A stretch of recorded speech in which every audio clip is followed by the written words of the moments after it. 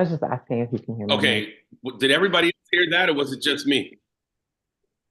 Did everybody hear like a choppy beginning, or was that just me? No, just the intro was loud and Okay, clear. I don't know what's going on. Well, Grand Rising, everyone. I don't know what just happened. Maybe, I don't know if it was just on my end, but we're here. Thanks everyone for being here. Welcome to Health and Wellness Wednesdays. My name is Chase Steele Gray, and this is always a great day because we always have some great conversations with some great people. Today is no different. If it's the first time you're joining us, thank you so much for being here. My name is Chase Steele Gray. As I said, I am in New York City. I am a vocalist, a teacher, an engager, a connector of many things, but mostly through art and entertainment. And the Huddle has been an incredible blessing in my life. I hope it has been for you. If it's your first time here, welcome because you're going to have an amazing time. So, today we're going to have an amazing conversation, and I'm going to let you know ahead of time.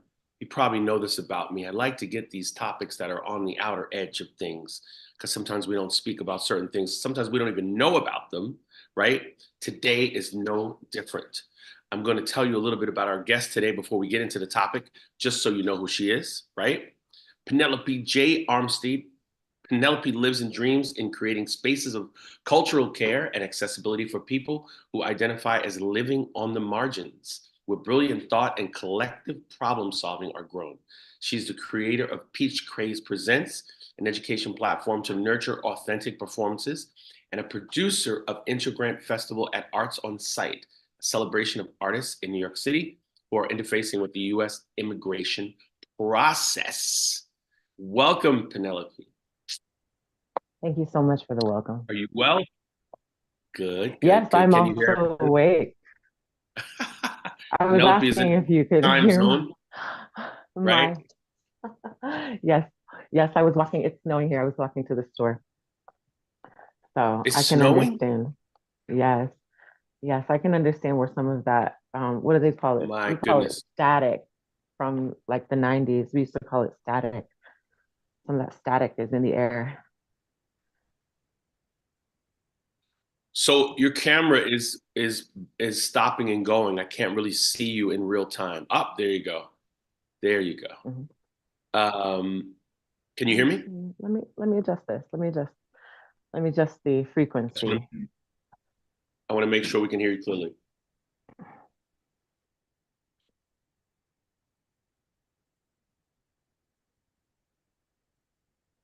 Up, are you still there? My goodness, the Penelope technology is trying to froze have its way now. with us today. Yeah, Penelope froze a little. Trying to have its way with us today. I don't know There she what is. is She's going back on. now. There She's you go. back now. Oh, hey, somebody just shouted me out. I heard that. Yeah, we Yes, we're lost you shouting for a out. moment. That means you can hear me. Yep. So today, obviously, we're delving into this topic about contact improvisation, the benefits it holds for the community. And there you Mhm. are, frozen in a smile. Okay, you're back again. Um, Please, for those who are not familiar with contact improvisation, let us know what that is. Sure. First of all, I just want to say thank you for the welcome. I hope that this introduction is coming in clearly. Maybe it'll sort of grease the pipes. But yes, I am a creator of production spaces in which people who identify as living on the margins can thrive. And I work in contact improvisation as a lover and as a student. I do not really call myself an expert on contact improvisation, but I have been practicing it for a long time. And I'm working on these workshops where we can bring more contact improvisation to the community. So it sounds like I'm clear. So I'm going to keep going. The You are clear, I but your camera is moving in and out consistently. Like you're stopping going, Not stopping not going. on- not on my end, Chase. She's coming through. No, she's clear Yeah. for you. Mm-hmm. Yeah. Okay. Interesting. All right. Okay. Okay. So we'll see. I We'll see feel- how it goes. So Go it was ahead. started in the 70s by these two creators named Steve Paxton and Nancy Stark Smith. Um, the person who I've studied most is Nancy Stark, so I'm going to focus on her. But they were interested, they were some dancers, and they were interested in seeing how movement could become something that was improvised in large groups. And what they did was started to make these jams where people were getting together and they were just moving. It wasn't a dance class. And it also wasn't a, let's say, like, it wasn't a class in any way. It was really just like a gathering where people who were interested in moving with others, moving in the space, coming with their bodies, allowing the concept of consensual touch and movement to be something that they could share. And so these experiences sort of like became the movement of contact improv, which now is a worldwide phenomenon.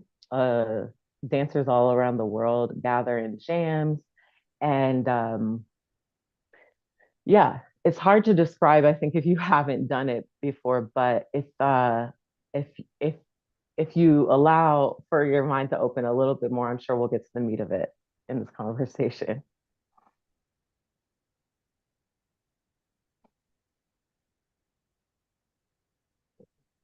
Yeah, my Wi-Fi is on. I'm not sure if you guys heard that.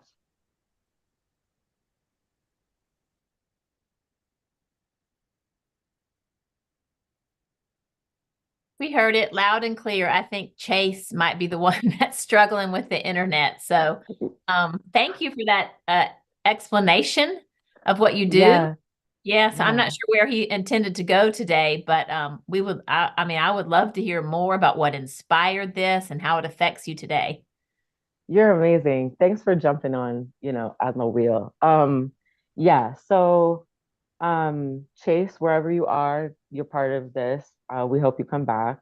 Um, yeah, in terms of just opening up and being a little bit more clear about why I love the idea of contact improvisation as a new offering for the community to heal, is that I think that we've seen, especially since the pandemic, these really extreme cases of isolation, where people are going longer periods than they've ever gone without being touched or without interacting with another human or receiving a hug. I know that there was like one case of a woman who made a live about her experience not being hugged, and it received a lot of acclaim because it was really brave of her to reach out and say, "This is not normal. I don't think that I can really survive like this." So for me, contact improvisation as like a love language is sort of a way to reintroduce to ourselves the concept of consensual touch as a way to be with other people and interact with the kinespheres that are in whatever space that the improv is going on. I have to tell you, I guess it was meant for me to be here today because I'm a toucher. And it saddens me that we have to be so careful. Like my husband is in a big leadership role and he's afraid to touch anybody. And I'm the kind of, I mean, I'm going to touch your knee, I'm going to touch your leg, I'm going to touch your shoulder. Is it intimate? Sure it is.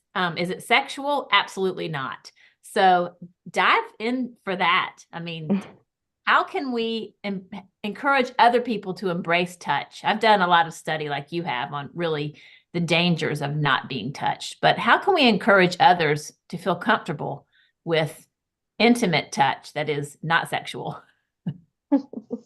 Well, I love this question because I also think that that's an interesting, really, really, really interesting point, Tara. You said, I'm a toucher, right? And that's actually not something to be ashamed of. I grew up in the 90s. There was a very, very common phrase. Like people would just come up to you and be like, I'm a hugger. And they would hug you. And it was almost a way of just sort of like letting you know, this is a love language. I'd like to interact with you in a way that is an expression of myself and an expression of my authenticity. On the other side of it, we also really do value the concept of people being able to say no and people being able to interact with the smallest amount of touch that they want and the largest amount. So as a contact improv student, what I've really learned being in these jams where let's say for 3 hours you're in a dance studio and there's about 20 other people who are there for the same reason. Somebody might just be sitting in a corner and you might be drawn to their energy. I've gone to jams where people are crawling on the floor. They're not touching at all. They're sort of just like interacting with one another the same way, like, you know, babies do. Like if I were to mirror the person who wants to improv with me, then I might mirror, you know, their movements and I might not touch them at all. But I'm interacting in a way that's engaging the senses. And I think Tara makes a really good point that our senses are here to help us survive. So it is dangerous, you know, to go a long time without authentic interaction. And I think that contact improvisation um, brings us like an opportunity to explore the ideas without committing so much to um, you know, sticking to somebody's kinesphere as if it's as if it's something to be used. Uh, w- yeah, as if it's something to be used. You know, Wow. I think that being, yeah, touch being somebody's body being used is a big problem, but somebody's body being reflected and being engaged with and being seen is very special. It's amazing, really amazing. I apologize for that connectivity issue. I have no idea what's going on, but I'm here right now. We kept You it are. rolling. Back to you, man. I have no idea what is going on. So this is This very has been interesting. amazing already, by the way. Hey, We're picking up. you're in the honey pot. This is what we do. I never said that before. It just came out, so I guess it was supposed to be. Um, you know, when I first heard you talk about this contact improvisation, and I'm so disappointed that I was not able to come to that event because I had an event on that night. Um, I am always drawn to things that are outside of the norm in my everyday life, no matter what it is. And in this way, um, uh, I think about things that unite us or make us a little closer. Um, Michelle said this sounds like a rebound from the pandemic isolation, which is an interesting comment because many things were born out of that time, right? As many things are, right? When certain things happen that are absolutely beautiful or absolutely horrific, things are born out of that. Always, always, always, right? So this particular thing, do you feel that this is something that's scalable that can be brought across the whole United States? I can't remember if you told me before when we spoke if this has momentum already or is it still in the infantry stage? Mm. Well, I honestly stick to the legacy of Nancy Stark Smith. Rest in peace. She passed away in 2020. Mm, Her her legacy to me has been very powerful. Just, I mean, you look her up. If I had it in the chat, I would spell it, but it's just as you would imagine her name, and you can see how magical she was as a person. Just the visuals of her presence. right. But she started this work in the 70s, like I said, um, and was really interested in what the kinds of inspirations could come from just drawing like glyphs for people to think about as ways to prepare them. You know, Mm, so this work on a global scale, I'm glad you mentioned it, is already a global, it's already a global phenomenon, which I think is still out on the margins. So like moving forward, there's certainly ways to bring, I think, contact more into workshops, which is what me and my partner Retreat are trying to work on, using art and music to sort of invite people who may want a different sensory experience than just being in a touch-centered space. Maybe our idea is that we can bring like more or less ambient music and more or less optional sensory stimuli into these workshops for people to get again the idea of what it would be like to interact this way, wordlessly, soundlessly. I'm not doing choreography. I'm just entering a space and I'm and I'm approaching a person and seeing how, how we can move. Um, I do have two things. So these are the two ideas coming to me. The first is that Nancy Stark Smith talks about the idea that after like a 3-hour jam where people are coming into the space and then going to sit on the wall and coming in and they're sweating and they're also resting and they're drinking water. But there's a time near the end of the 3-hour jam where she calls it compost. And I think that after the pandemic, that's a really, really strong concept for us to consider as a community, is the idea that there's some things that maybe we need to throw out, but they can also be composted and they can be used, right? Like these movements, these way that we move together are lessons and they're experiences that can be composted into something that's healthy and beneficial. And then the second thing that I thought of, excuse me, I think that's it. I think that's it. The two glyphs and then the composting. Okay. And I may have asked you this before, but when we were talking about this initially, is there a specific way? Because of course I'm highly interested in the musical part of it. Is it more of a meditative flow? Do you pick things from people that you know already? Do you have a set list that is kind of like this ethereal vibe that comes like, how do you put it together? You know what? Thank you for bringing me back. So yeah, like, are there ways, right? Are there ways for us to enter these spaces? Number one, the way that came to mind is that you could just take a contact improv class and you could learn that there are different ways to approach movement than just coming in full frontal, right? The front of the body is obviously like a really, really sensitive part. So there are different ways to approach people using your backspace. There are different ways to approach people using floor space. There are even ways to dance with one another that don't face the front of the body at all.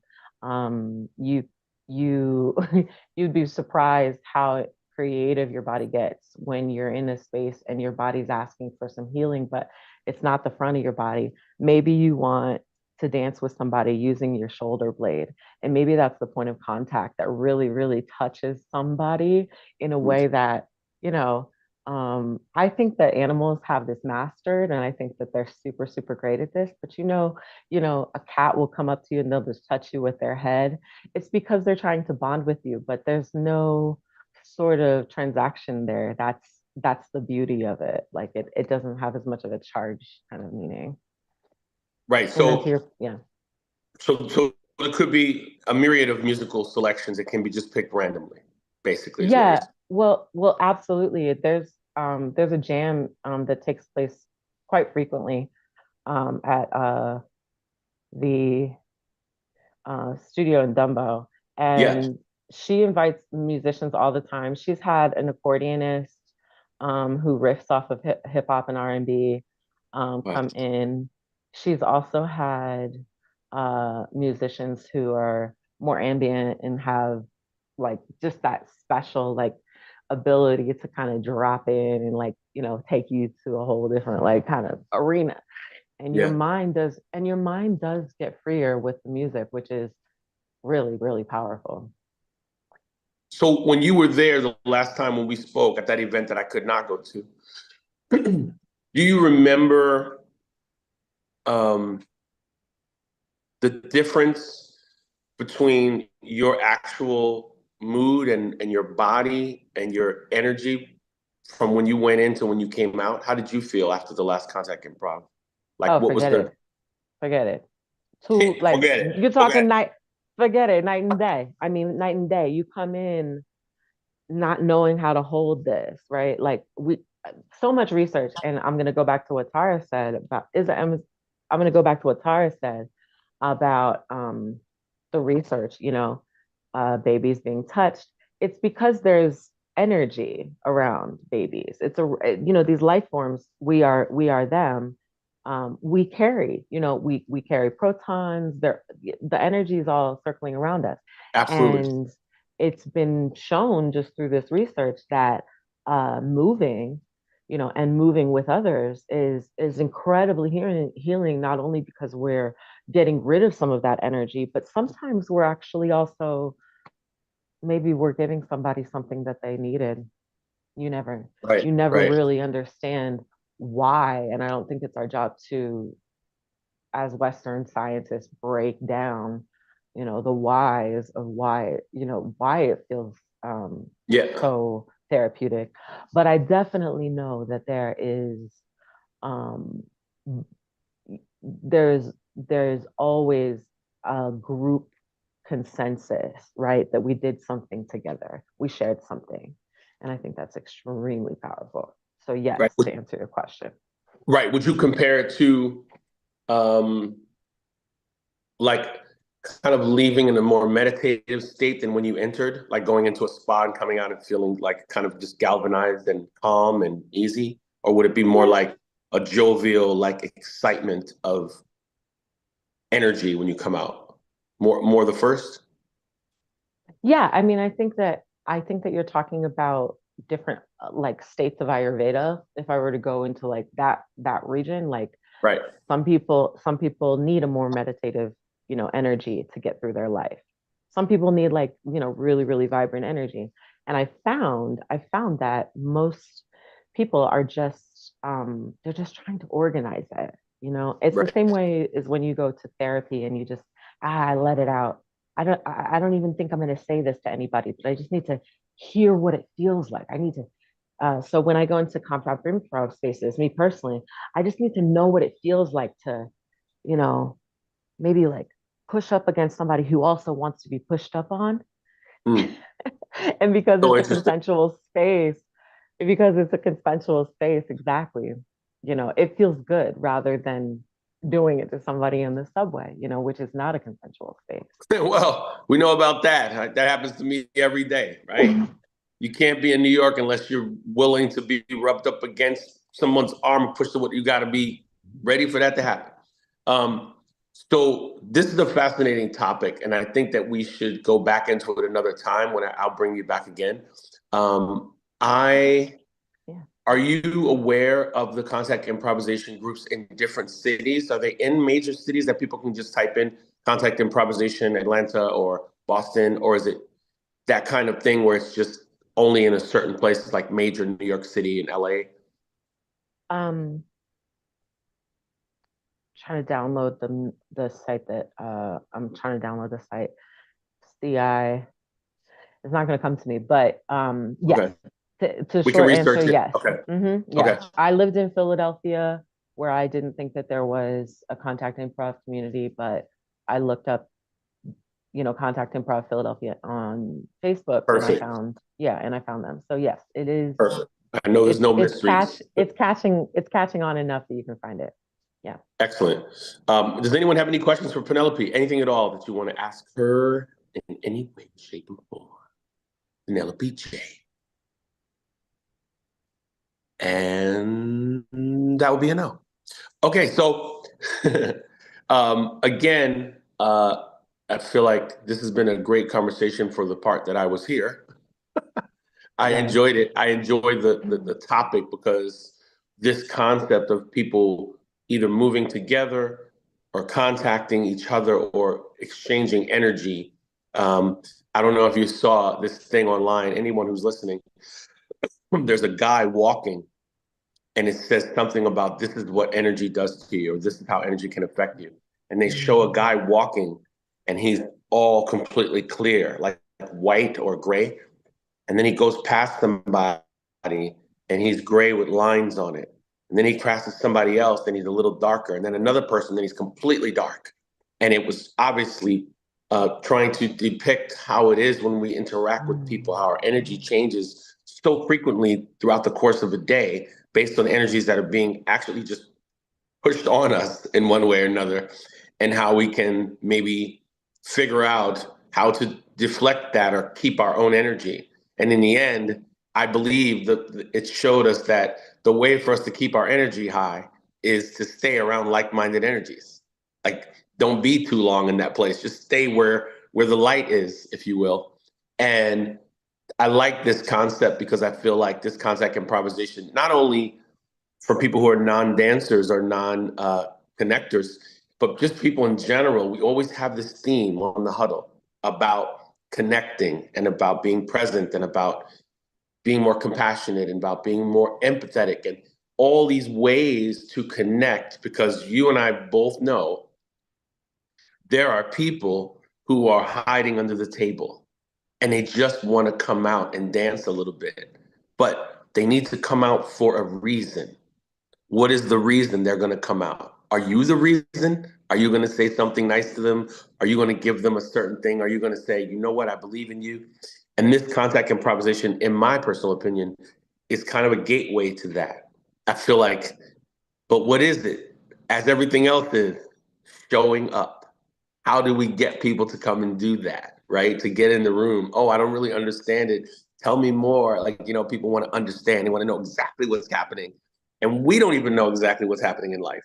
So how can we, do that? How do you know what's going to happen day to day, minute to minute, So thank you for this topic. Would you like to say anything in closing as we start to close down?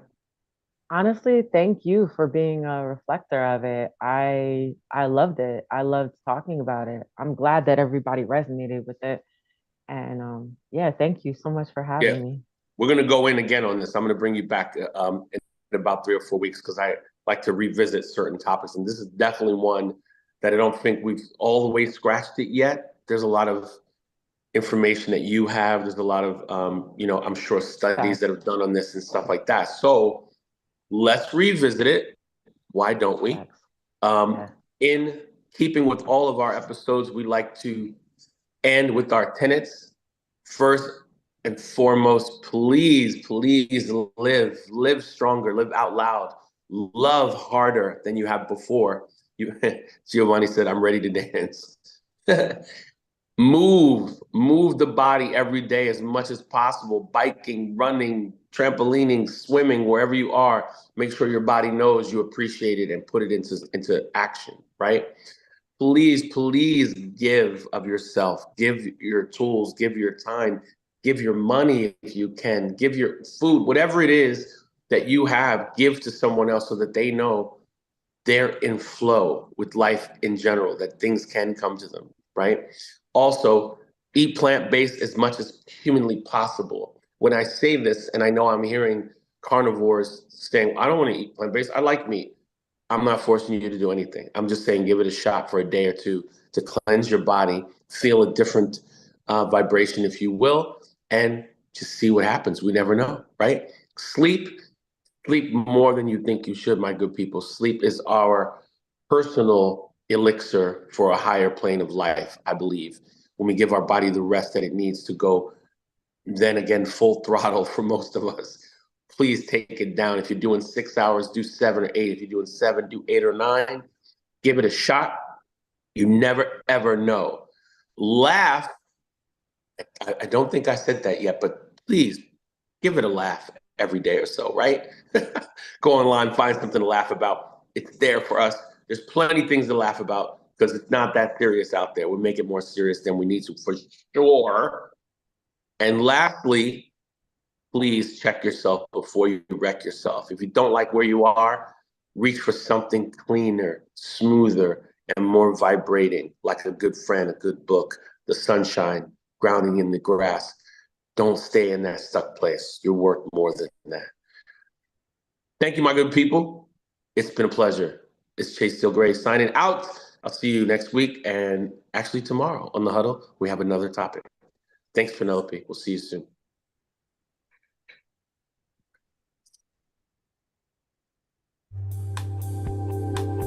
That's awesome, y'all. Thank you.